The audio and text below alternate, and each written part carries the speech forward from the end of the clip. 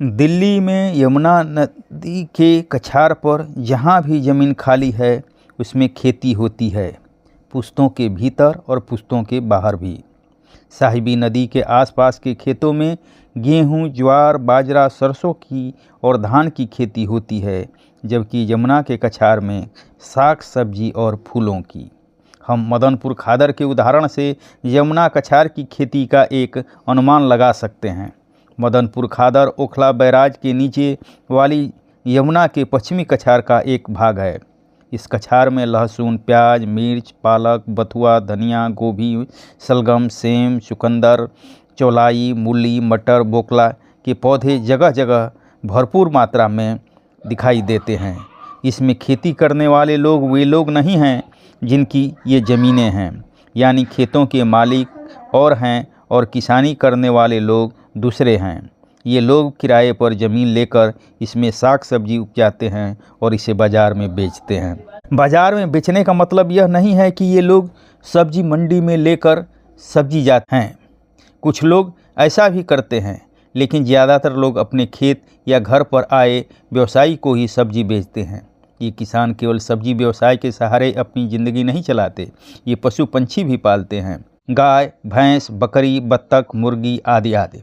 इनके लिए चारा कुछ तो अपने खेत से मिलता है, जैसे गोभी के पत्ते, खेत की मेड़ की घास और कुछ आसपास के जंगल से। इन पशु पक्षियों की बिक्री से जो आमदनी होती है, इनके दूध की बिक्री से जो आमदनी होती है, उससे उनके जीवन यापन में बड़ी सहायता मिलती है। इन किसानों के बच्चे सरकारी स्कूलों में पढ़ते हैं और खेती में भी अपने माँ पिता का सहयोग करते हैं। ये किसान अपना आवास भी इन्हीं खेतों में या आसपास की जगहों में बनाते हैं। इनके आवास कोई पक्के मकान नहीं हैं, ये घास फूस की बनी झोपड़ियाँ हैं। इससे इनको राहत यह है कि इन्हें मकान का किराया नहीं देना पड़ता। इससे एक सुविधा भी है कि ये अपनी खेती की निगरानी हर हमेशा कर पाते हैं।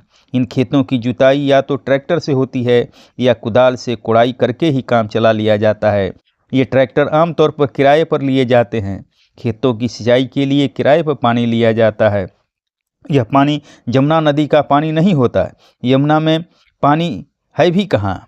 इन खेतों को सिंचने के लिए पंपिंग सेट के जरिए ज़मीन के अंदर से पानी निकाला जाता है। ये लोग पीने के लिए और नहाने के लिए भी चापाकल के पानी पर निर्भर हैं। पशुओं को नहलाने पिलाने के लिए भी ये इसी पानी का उपयोग करते हैं। जब बरसात के समय यमुना में पानी आता है तो यह पानी नदी के तट को पार करता हुआ खेतों और झोपड़ियों में पसर जाता है। तब ये लोग कुछ दिनों के लिए यमुना के पुश्ते पर शरण लेते हैं और दिल्ली सरकार द्वारा मुहैया कराए गए टेंटों में सुविधाओं के सहारे समय काटते हैं।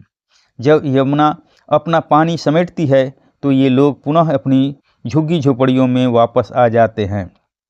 यमुना का पानी इनके लिए आपदा भी लाता है और वरदान भी होता है।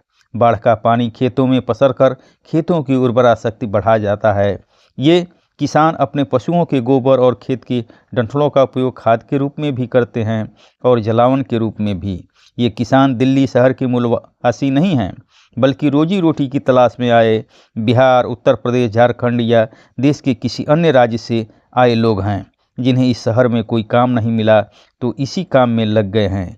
इस काम को इन्होंने अपने गांव में भी अपने खेत या किसी मालिक के खेत में किया है।